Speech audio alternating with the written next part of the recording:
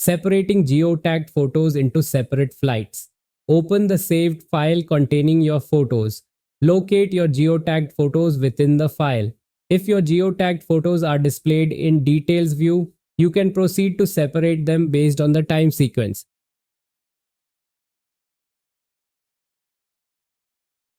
However, if they are shown in extra large icons, or medium icons view,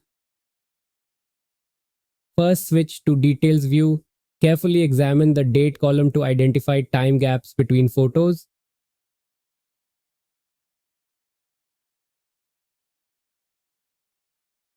Select and copy the sequence of photos taken continuously until the first noticeable time gap.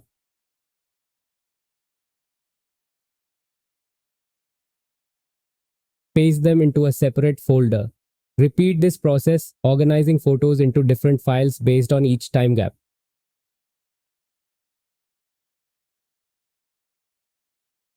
Thanks for watching.